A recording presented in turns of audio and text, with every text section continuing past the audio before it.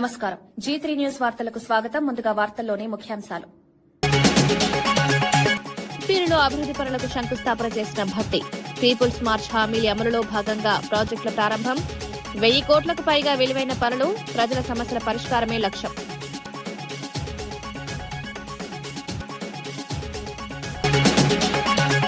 అమరావతి ఖర్చులపై ప్రశ్నించిన మాజీ మంత్రి కన్నబాబు. భారీ ఖర్చులపై స్పష్టతను డిమాండ్. ఆర్థిక ఇబ్బందులు ప్రాజెక్టు ఎలా సాధ్యమన్న ప్రశ్న. ప్రజాధన వినియోగంలో పారదర్శకత అవసరమని సూచన.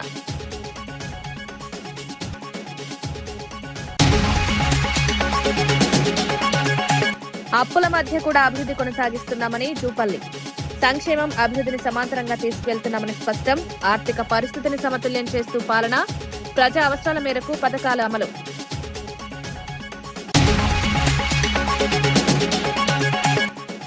ఇచ్చిన హామీలను అమలు చేస్తున్నామని మహేష్ గౌడ్ వ్యాఖ్యలు. సీఎం నాయకత్వంలో రాష్ట్రం అభివృద్ధి, ప్రజా సంక్షేమమే ప్రభుత్వ లక్ష్యం. ప్రతి వర్గానికి న్యాయం చేసే విధంగా పాలన.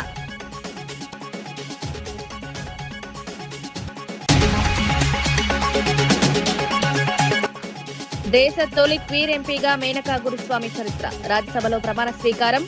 సమాన హక్కుల కోసం గలం. భారత ప్రజాస్వామ్యంలో వైవిధ్యానికి ప్రతీక.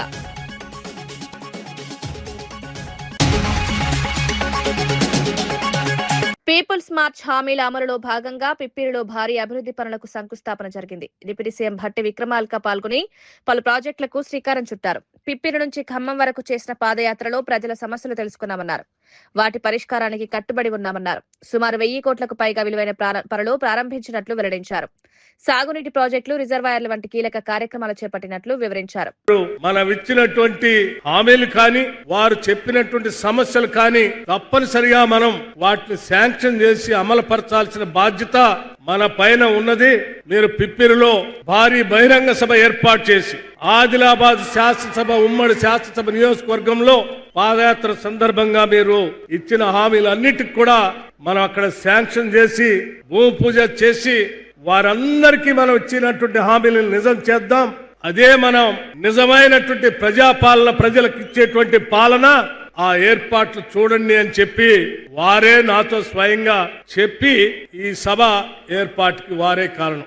ఉమ్మడి ఆదిలాబాద్ జిల్లాలో ఆనాడు పిప్పిరి నుంచి మన్ను టెండల్లో మొదలుపెట్టినటువంటి ఆ పాదయాత్రలో నాతో పాటు కలిసి నడుస్తూ ఆ పిప్పిరి పాదయాత్రని, పీపుల్స్ మార్చ్ పాదయాత్రను విజయవంతం చేస్తూ ఇక్కడ సమస్యలు చెప్పినటువంటి మీ అందరి సమస్యలు పరిష్కారం చేస్తూ ఈ రోజు శాంక్షన్ చేయడమే కాదు, జీవోలన్నీ ఇష్యూ చేసి 1238 కోట్ల రూపాయలతో ఈ రోజు ఇక్కడ అన్నిటికి కూడా శంకుస్థాపన చేసినటువంటి సందర్భంలో మీ అందరి తరఫున నేను రాష్ట్ర ముఖ్యమంత్రి రేవంత్ రెడ్డి గారికి ప్రత్యేకంగా ధన్యవాదాలు, కృతజ్ఞతలు కూడా తెలియజేస్తా ఉన్నాను. ఈ సభ ఒక రాజకీయ సభ కాదు. ఈ సభ ఆనాటి ప్రజలతో మేము ఏర్పాటు చేసుకున్నటువంటి మమేకమైనటువంటి అనుబంధం.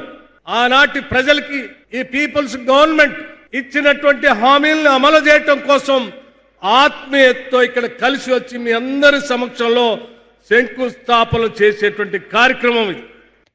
బీజేపీ ఎమ్మెల్సీకి చెందిన ప్రైవేట్ పాఠశాల ప్రారంభంపై ఆర్ఎస్ఎస్ ప్రవీణ్ కుమార్ విమర్శలు చేశారు.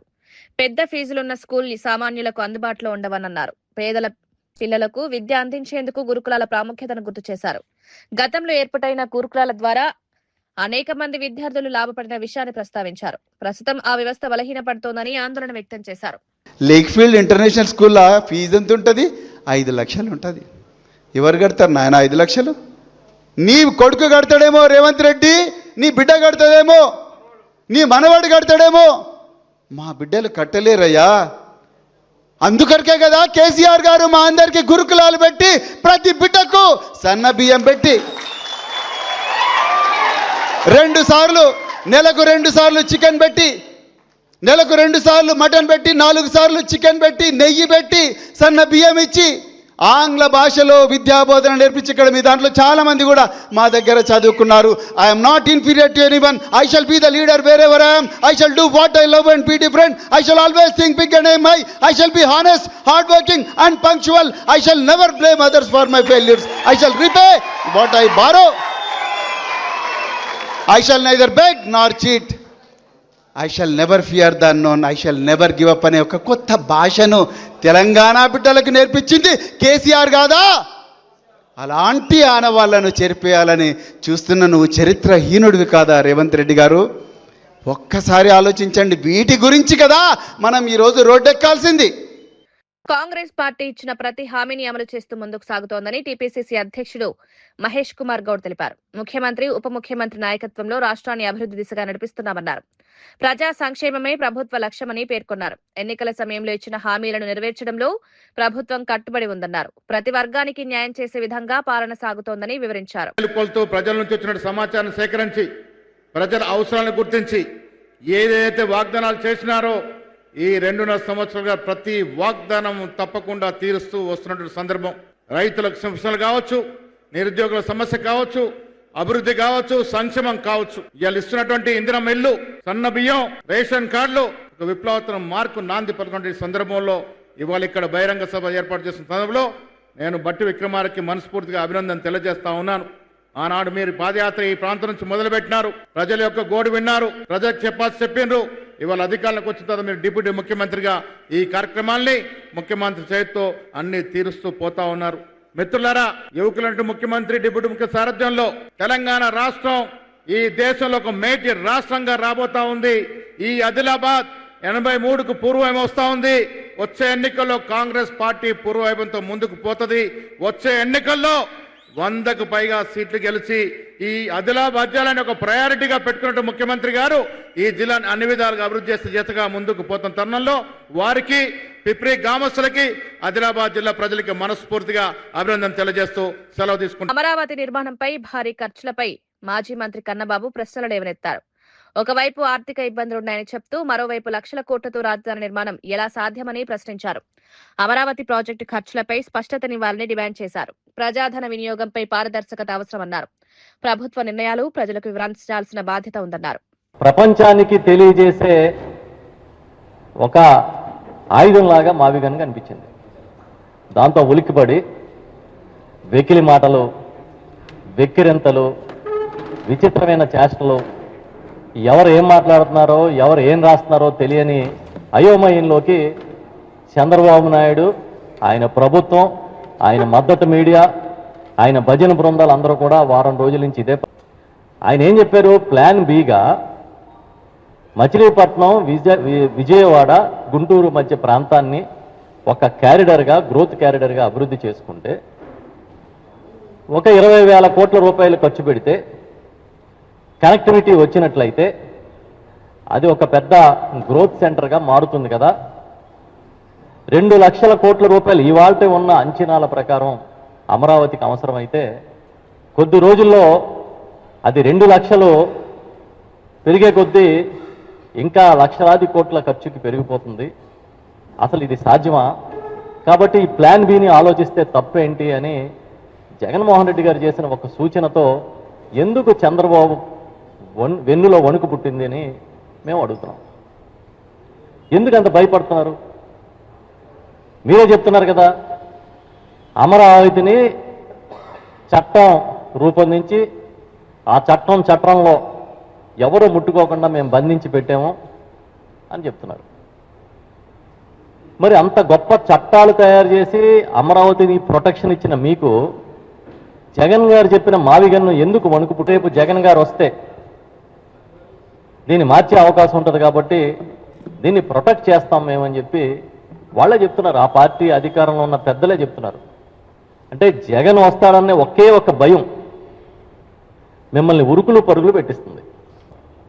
అంటే జగన్మోహన్ రెడ్డి గారు మాట్లాడిన ఒక గ్రోత్ క్యారిడార్ అనే ఒక పదం వాడితే మీకు గుబులు పుట్టి ఇప్పుడు రాష్ట్రం మొత్తాన్ని, అన్ని ప్రాంతాలని గ్రోత్ క్యారిడార్గా డెవలప్ చేస్తామని చెప్పే పరిస్థితికి మీరు వచ్చారు. జగన్ పవర్ ఏంటనేది ఈ ఒక్క ప్రెస్ మీట్తోనే ఈ రాష్ట్రం మళ్ళీ మరొకసారి తెలుసుకుంది. అటు జంగారెడ్డిగూడెం దగ్గర నుంచి గుంటూరు దాకానే కాదు, ఈ రాష్ట్రంలో అన్ని ప్రాంతాలు అభివృద్ధి జరగాలి, అందుకు వికేంద్రీకరణ మాత్రమే ఒక టూల్ అని ఆయన మొదటి నుంచి చెప్తూ వచ్చారు. అందుకే శాసన రాజధానిగా అమరావతిని పెట్టి ఆర్థిక రాజధానిగా విశాఖపట్నాన్ని, అదేవిధంగా జ్యుడిషియల్ క్యాపిటల్గా న్యాయ రాజధానిగా కర్నూలుని ఆ రోజు ఆయన ప్రతిపాదించారు.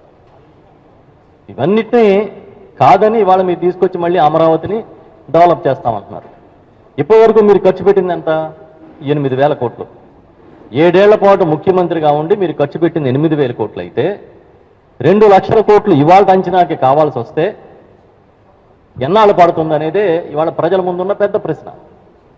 ఇంత డబ్బు లేదు కాబట్టే మీరు ఆల్టర్నేటివ్గా ఒక క్యారిడార్ని డెవలప్ చేసి అంతా కనెక్టివిటీ చేస్తే మీరు అనుకున్న ప్రాంతానికి ఇంకా మంచిది కదా అని జగన్ గారు చెబితే ట్రోల్ చేస్తా ఉన్నారు. చంద్రబాబు అంటే పడి చచ్చిపోయే ఆంధ్రజ్యోతి రాధాకృష్ణ కొత్త పలుకుని ఒకటి రాశాడు ఆయన. వారం వారం మా కర్మగాలి అలాంటి చెత్త పలుకులు చదువుతూ ఉంటాం, ఎందుకంటే మాకు పేపర్లు చదవడం అలవాటు కాబట్టి. అంతకి పరాకాష్ఠగా ఆయన రాసిన రాత ఏంటంటే, రేపు జగన్మోహన్ రెడ్డి గారట వైఎస్ఆర్ పార్టీ నాయకులందరినీ వీళ్ళ మీ భార్యలు కాదు మీ చెల్లెళ్ళు అనుకోండి అంటే చెల్లెళ్ళు అనుకుని వేరే సంబంధాలు చూస్తారని మాట్లాడుతున్నాడు. ఇంతకన్నా దిగజారుడుతనం, ఇంతకన్నా నీచంగా రాయగలగడం. అమరావతి నిర్మాణ ప్రక్రియపై వంగవీటి నరేంద్ర సందేహాలు వ్యక్తం చేశారు. ప్రాజెక్ట్ ఎప్పుడు పూర్తవుతుందో స్పష్టత లేదన్నారు. కేంద్ర నిధులతో తాత్కాలిక నిర్మాణాలు ఎందుకు చేపట్టారో వివరించాలని కోరారు. డిజైన్ల పేరుతో ఖర్చులు పెరుగుతున్నాయని విమర్శించారు. ప్రజాధనాన్ని సమర్థంగా వినియోగించాల్సిన అవసరం ఉందన్నారు. ప్రాజెక్టు అమలు విధానంపై పారదర్శకత ఉండాలని సూచించారు. గతంలో మీరు దాదాపు 2014 నుంచి 19లో గాని మీరు ఖర్చు పెట్టినటువంటి సెంట్రల్ గవర్నమెంట్ ఇచ్చినటువంటి ఫండ్స్ తాత్కాలిక కట్టడాలు ఎందుకు కట్టారు? 5,000 కోట్ల రూపాయలు తాత్కాలిక కట్టడాలు ఎందుకు కట్టారు? వచ్చిన తర్వాత ఈ విజయ్ కుమార్ అని ఆయన అంటాడు, తెలంగాణ అసెంబ్లీ సెక్రటేరియట్ అనేది కేవలం 3 సంవత్సరాలు కట్టి పక్కన పడేశారు. జగన్మోహన్ రెడ్డి గారు మీరేం చేయగలుగుతున్నారు అన్నాడు. మరి మీ విజన్ ఉన్న నాయకుడు ఇప్పుడుకొచ్చి 2 సంవత్సరాలు అయింది కదయ్యా. గతంలోనే నమూనాలు తీసుకున్నారు కదా, డిజైన్ల రూపంలో కొన్ని 100 కోట్లు ఖర్చు పెట్టారు కదా. సింగపూర్ కంపెనీకి, జపాన్ కంపెనీకి, ఇంకెక్కడో ఎవరెవరో కంపెనీలకి ఖర్చు పెట్టారు కదా. ఆ డిజైన్లన్నీ మీకు ఇంకా ఫైనల్ అవ్వలేదా? మళ్ళా డిజైన్ల పేరు మీద ఇంకొక 401 కోటి రూపాయల దాకా ఖర్చు పెట్టారు కదా. ఇంకెన్ని డిజైన్లు కావాలి? మీ మాటల్లో అర్థమైంది ఏంటంటే ఇది నిరంతర ప్రక్రియ. డిజైన్ల పేరు మీద మేము దోచుకుంటాం, ఈ లోపల వర్షాలు పడతాయి, మళ్ళా నీళ్లు వస్తాయి, ఆ నీళ్లు తోడటానికి మళ్ళా అక్కడ కాంట్రాక్ట్లు, అది క్లియర్ అయ్యే లోపల పిచ్చి చెట్లు పెరుగుతాయి, మళ్ళీ అది క్లియర్ చేయడానికి ఇంకొక 100 కోట్లు. ఇలా ఇది మీ నిరంతర ప్రక్రియ, ఇదే మీ నిరంతర ప్రక్రియ. అంతేకాని మీరు కట్టాలనుకున్నది కానీ చేయాలనుకున్నది కానీ అది వాస్తవం కాదు. జనసంచారానికి అతి దగ్గరగా ఉన్నటువంటి స్థానంలో కట్టుకుంటారు. అది క్యాపిటలే గాని డెవలప్మెంటే గాని. ఆ విధంగా ఆలోచించినటువంటి వ్యక్తే జగన్మోహన్ రెడ్డి గారు ఇచ్చిన ఐడియా మావిగన్. ఎందుకంటే మచిలీపట్నం గాని, ఇటు విజయవాడ గాని, గుంటూరు గాని పరిసర ప్రాంతాల్లో ఆల్రెడీ 6 లేన్స్ అన్ని రకాలుగా ఇన్ఫ్రాస్ట్రక్చర్ గాని, లాజిస్టిక్స్ గాని డెవలప్ అయి ఉన్నాయి.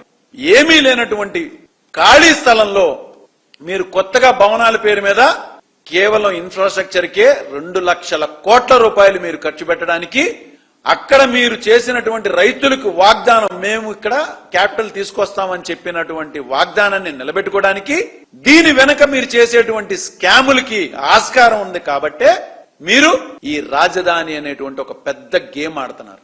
హర్షవీణ ఘటనపై తాతంశెట్టి నాగేంద్ర స్పందించారు. తనపై వస్తున్న ఆరోపణలు కుట్రలో భాగమన్నారు. తనను పార్టీని దెబ్బతీయాలనే ఉద్దేశంతో ఈ ప్రచారం జరుగుతోందన్నారు. ఈ కేసును న్యాయస్థానం పరిశీలిస్తుందని పేర్కొన్నారు. వాస్తవాలు వెలుగులోకి వస్తాయని ధీమా వ్యక్తం చేశారు.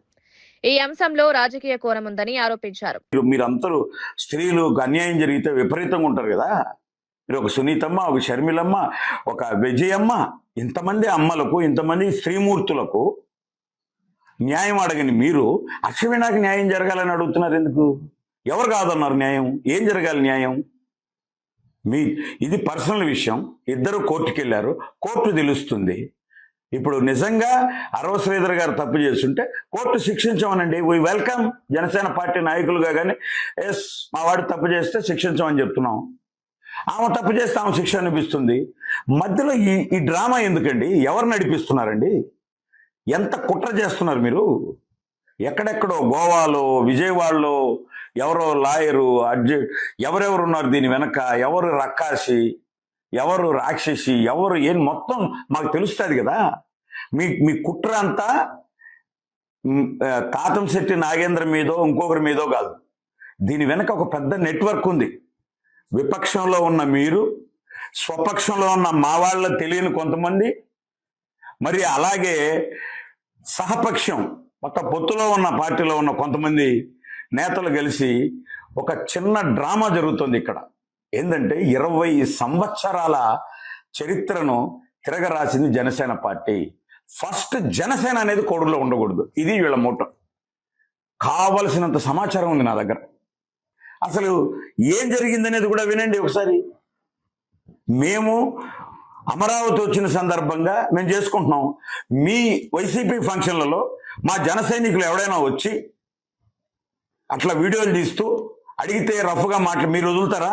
మీ ఫంక్షన్ల దగ్గరికి మేము ఎప్పుడన్నా వచ్చామా? కోతవేటు దూరం ఒక ఎమ్మెల్యే, ఒక జనసేన పార్టీ ఒక ఎమ్మెల్యే ఉన్నారు, అంతమంది అక్కడ ఉంటే బారడు దూరంలో నిలబడుకొని మీకు 2 కోర్టుకు వెళ్ళి ఉన్నారు.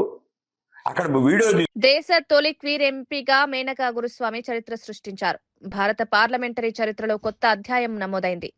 Supreme court senior advocate doctor Menaka Guruswamy Rajya Sabha సభ్యురాలిగా ప్రమాణ స్వీకారం చేశారు. దీంతో దేశపు తొలి బహిరంగ క్వీర్ ఎంపీగా ఆమె గుర్తింపు పొందారు. సమానత్వం, రాజ్యాంగ విలువల కోసం తన గళాన్ని వినిపిస్తానని తెలిపారు.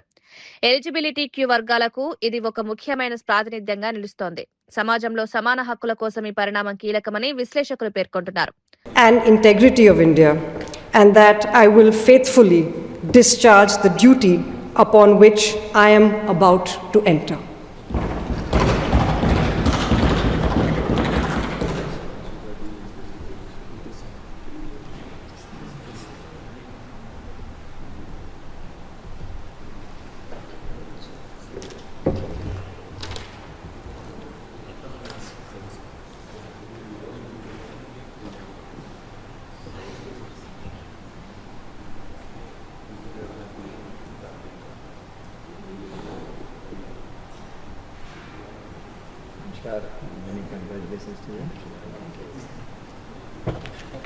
తిరుపతిలో వైఎస్ఆర్ కాంగ్రెస్ పార్టీ ఆధ్వర్యంలో వినూత్న నిరసన జరిగింది. భూమన అభినయ నాయకత్వంలో చంద్రబాబు యాగం చేస్తున్నట్లుగా నాటకం ప్రదర్శించారు. రాష్ట్ర అభివృద్ధి అంశాలను వ్యంగ్యంగా చూపిస్తూ నిరసన తెలిపారు. అమరావతి పేరుతో అవినీతి జరుగుతోందని ఆరోపించారు. ప్రజలకు ఈ విషయాన్ని చాటి చెప్పేందుకు ఈ విధానం చేపట్టినట్టు తెలిపారు.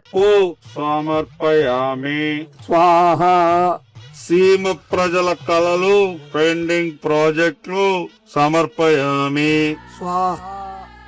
ఉత్తరాంధ్ర నీటి ప్రాజెక్టులు సమర్పయామి. బాబోరు ఈ విశాఖ ఉక్కును కూడా వేసేయండి, ఒక పని అయిపోతుంది. అలాగే విశాఖ ఉక్కు సమర్పయామి. స్పెషల్ స్టేటస్ సమర్పయామి. జగన్ ఇచ్చిన పథకాలు సమర్పయామి. రెడ్ బుక్ లోపల పెట్టు. మొత్తం ఈ రాష్ట్రాభివృద్ధి అంతా సమర్పయామి. చంద్రబాబు గారు మీరు చేసిన ఈ యాగం వలన సాక్షాత్తు యాగపురుషు ప్రత్యక్షమయ్యారు. చంద్రబాబు నీ ఇంద్రజాలాన్ని మెచ్చి తిని 1,00,000 కోట్లు ప్రజల సొమ్ముతో నువ్వు చేసే ఈ యాగం నీకు పట్టిన యోగం, అందుకో యాగ ఫలం.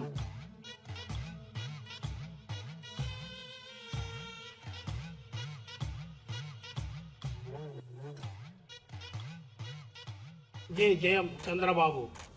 రాజధాని పట్ల రాష్ట్ర ప్రజల్లో ఉన్నటువంటి సెంటిమెంట్ ను వాడుకొని చంద్రబాబు నాయుడు గారు ఒక పెద్ద రాజకీయానికి తెరలేపారు. మహానగరం పేరిట మహా కుంభకోణానికి పాల్పడి రాష్ట్రానికి, రాష్ట్ర ప్రజలకు ఏ విధమైనటువంటి అన్యాయం చేస్తున్నారో ఈ నాటకం ద్వారా వైఎస్ఆర్ కాంగ్రెస్ పార్టీ తిరుపతి శాఖ తెలియజెప్పే ప్రయత్నం చేసింది. విశాఖలో వేపగుంట స్పినగాడి రోడ్డు నిర్మాణం పూర్తి చేయడం సంతృప్తినిచ్చిందని ఎమ్మెల్యే పంచకల రమేష్ బాబు తెలిపారు. ఈ రహదారి వల్ల పలు నియోజకవర్గాల ప్రజలకు ప్రయోజనం కలుగుతుందన్నారు. భూసేకరణలో నష్టపోయిన వారికి పరిహారం అందజేశారు.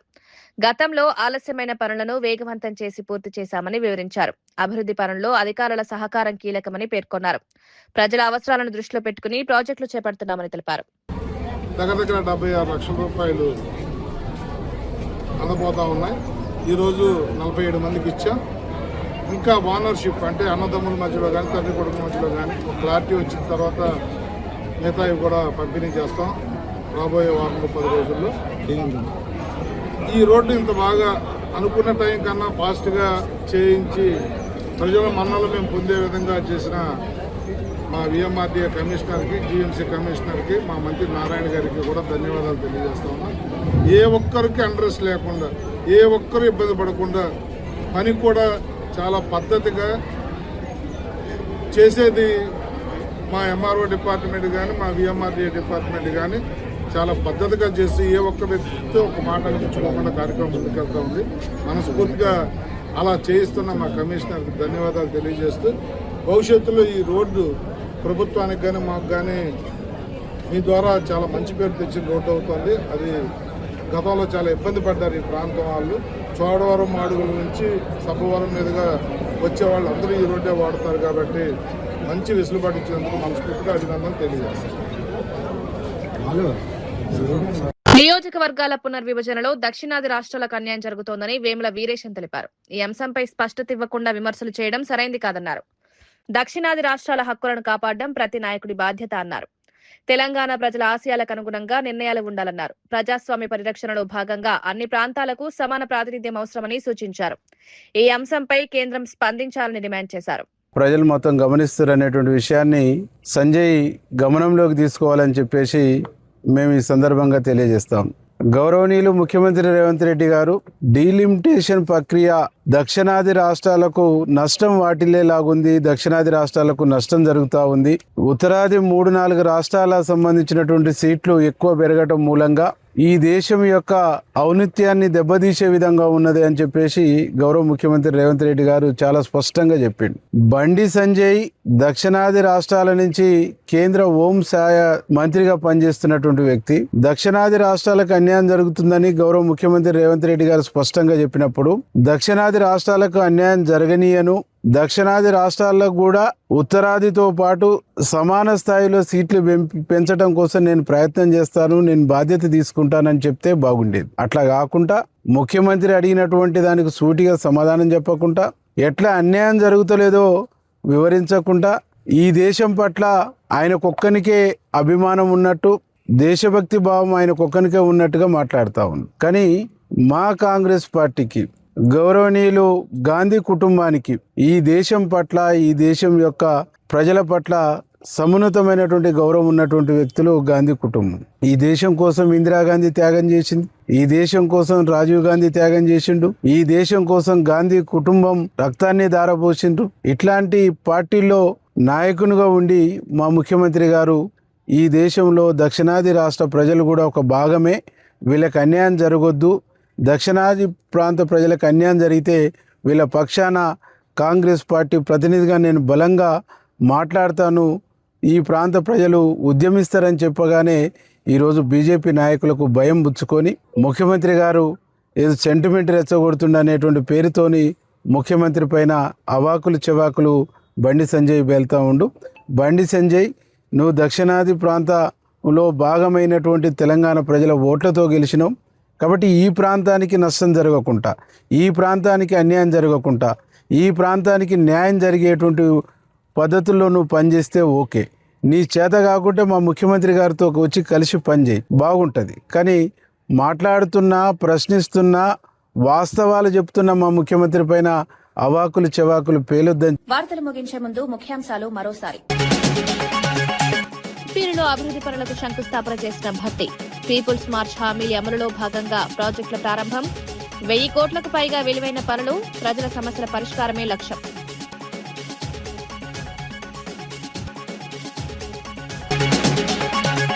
అమరావతి ఖర్చులపై ప్రశ్నించిన మాజీ మంత్రి కన్నబాబు. భారీ ఖర్చులపై స్పష్టతను డిమాండ్. ఆర్థిక ఇబ్బందులు ప్రాజెక్టు ఎలా సాధ్యమన్న ప్రశ్న. ప్రజాధన వినియోగంలో పారదర్శకత అవసరమని సూచన.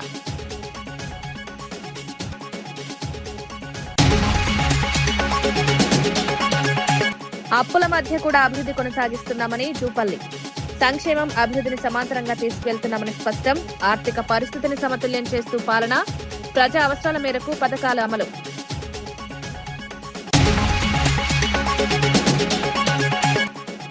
ఇచ్చిన హామీలను అమలు చేస్తున్నామని మహేష్ గౌడ్ వ్యాఖ్యలు. సీఎం నాయకత్వంలో రాష్ట్రం అభివృద్ధి, ప్రజా సంక్షేమమే ప్రభుత్వ లక్ష్యం.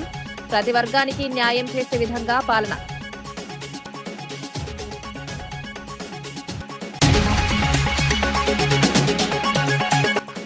దేశ తొలి క్వీర్ ఎంపీగా మేనకా గురుస్వామి చరిత్ర. రాజ్యసభలో ప్రమాణ స్వీకారం. సమాన హక్కుల కోసం గలం. భారత ప్రజాస్వామ్యంలో వైవిధ్యానికి ప్రతీక.